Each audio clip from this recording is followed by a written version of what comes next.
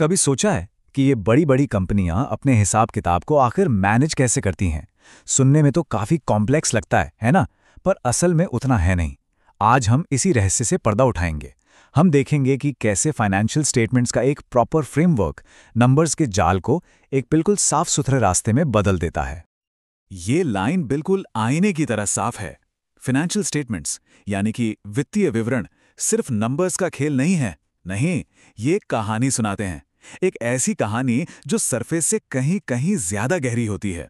लेकिन सवाल यह है कि इन आंकड़ों के पीछे छिपी कहानी को आखिर समझा कैसे जाए। बस आज हम यही तो जानने वाले हैं। तो चलिए शुरू करते हैं ये सफर। हम सबसे पहले देखेंगे कि केओस से क्लैरिटी तक कैसे पहुंचा जाता है। फिर फाइनेंशियल स्टेटमेंट के मैप को समझेंगे। इसके बाद 3 जरूरी assumptions, 4 essential qualities, 5 building blocks और आखिर में प्रॉफिट और कैपिटल की सच्चाई को जानेंगे। तो आइए मिलते हैं नैना से। नैना का एक छोटा सा लेकिन काफी चलने वाला लैम्प बनाने का बिजनेस है। कस्टमर्स की तो कोई कमी नहीं, पर जब बात हिसाब किताब की आती है ना, तो सब गड़बड़ है। कुछ रसीदें यहां पड़ी हैं, कुछ नोट्स वहां, बिल्कुल बिखरा हुआ। और अब उसे एहसास हो रहा है कि अगर बिजनेस को आगे बढ़ाना है तो इस उलझन से निकलने के लिए उसे एक ऐसी चीज की जरूरत है जो बिल्कुल एक भरोसेमंद मैप की तरह काम करे। और इस सफर में उसका गाइड कौन है? वो है ICAI यानी institute of chartered accountants of India द्वारा बनाया गया एक फ्रेमवर्क। अब ये फ्रेमवर्क क्या है? ये बस कुछ प्रिंसिपल्स का एक सेट है। ऐसे सिद्धांत जो इंडिया में फाइनेंशियल रिपोर्टिंग के लिए एक मजबूत और सबसे जरूरी एक विश्वसनीय स्ट्रक्चर तैयार करते हैं। तो नैना ने अपनी जर्नी में सबसे पहली चीज क्या सीखी? उसने ये जाना कि फाइनेंशियल स्टेटमेंट कोई एक सिंगल डॉक्यूमेंट या कागज का टुकड़ा नहीं होता। बिल्कुल नहीं, ये तो कई अलग अलग आपस में जुड़ी हुई रिपोर्ट्स का एक पूरा कलेक्शन है। और ये सारे रिपोर्ट्स मिलकर ही उसके बिजनेस की पूरी कहानी बताती हैं। इसको ना एक जिगसॉ पजल की तरह सोचिए, जिसके 4 जरूरी हिस्से हैं। पहला, बैलेंस शीट, जो बताता है कि बिजनेस के पास क्या है और उस पर क्या उधार है। दूसरा, प्रॉफिट एंड लॉस स्टेटमेंट, जो परफॉर्मेंस और मुनाफा दिखाता है। तीसरा, कैश फ्लो स्टेटमेंट, ये ट्रैक करता है कि कैश आखिर आ कहां से रहा है और जा कहां रहा है। और चौथा, नोट्स एंड डिस्क्लोजर्स, जो इन नंबर्स के पीछे की कहानी और चॉइसेस को एक्सप्लेन करता है। अब पजल का कोई भी एक टुकड़ा पूरी तस्वीर नहीं दिखा सकता है ना? बिल्कुल वैसे ही जब ये चारों मिलते हैं तभी नैना के बिजनेस की फाइनेंशियल स्टोरी साफ साफ सामने आती है। और देखिए, यही वजह है कि इतनी क्लैरिटी इतनी जरूरी क्यों है। ये मैप सिर्फ नैना के लिए नहीं है।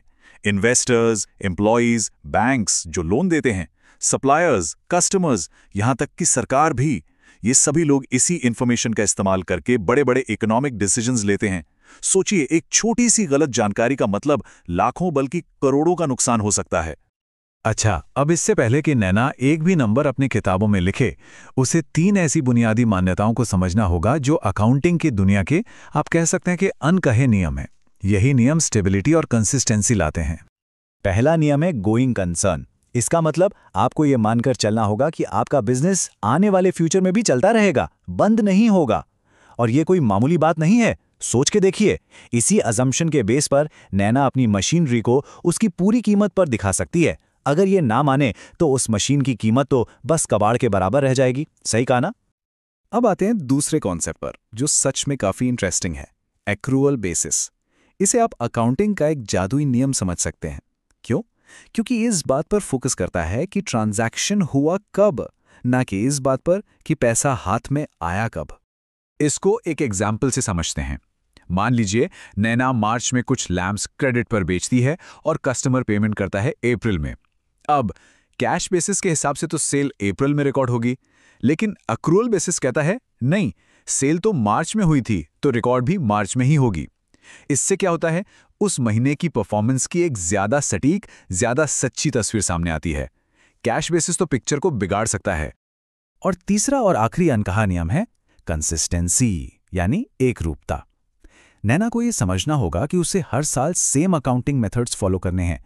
ऐसा नहीं चलेगा कि एक साल इन्वेंट्री वैल्यू करने का तरीका कुछ और हो और अगले साल कुछ और। अगर वो ऐसा करेगी तो अपने बिजनेस की परफॉर्मेंस को साल दर साल कंपेयर कैसे कर पाएगी? कंपैरिजन तो बेमानी हो जाएगा, है ना?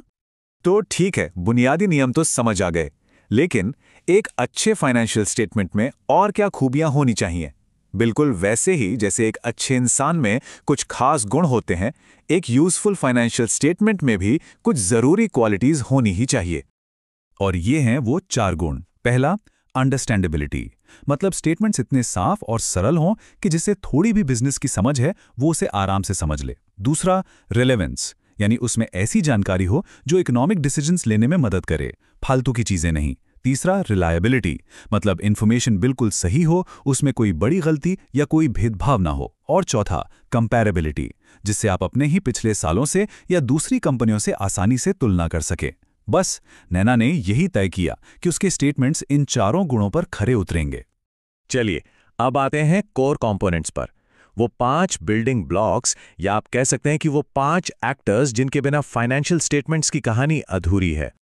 और ये 5 एक्टर्स हैं: एसेट, लायबिलिटी, इक्विटी, इनकम और एक्सपेंस। ये पांचों एक बहुत ही सिंपल से बुनियादी इक्वेशन से जुड़े हुए हैं। ऐसे सोचिए, आपके पास जो कुछ भी है, एसेट्स, उसमें से जो आपको दूसरों को लौटाना है, लायबिलिटीज, वो निकाल दीजिए। जो बच गया वही आपका है, वही है इक्विटी।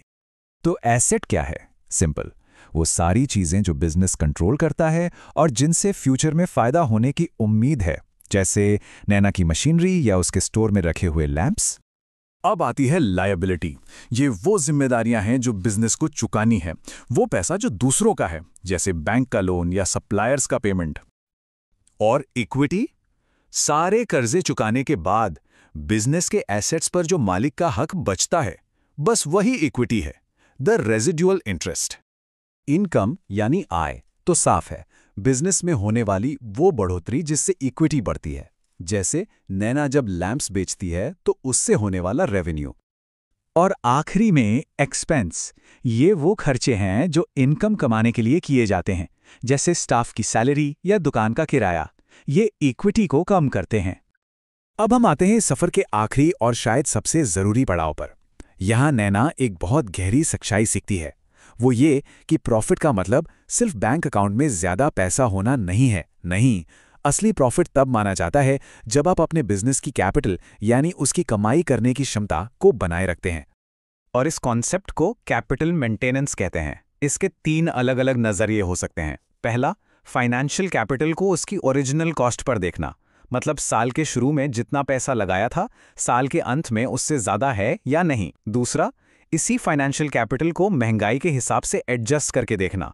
और तीसरा, फिजिकल कैपिटल, यानी क्या बिजनेस उतने ही प्रोडक्ट्स बनाने की कैपेसिटी रखता है जितनी साल के शुरू में रखता था। असली प्रॉफिट वही है जो ये सुनिश्चित करे कि बिजनेस आगे भी उसी लेवल पर काम करने के लिए पूरी तरह से मजबूत है।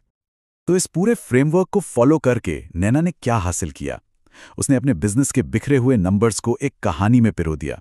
एक ऐसी कहानी जो सिर्फ ये नहीं बताती कि वो कहाँ थी, बल्कि ये भी बताती है कि वो अब कहाँ जा रही है।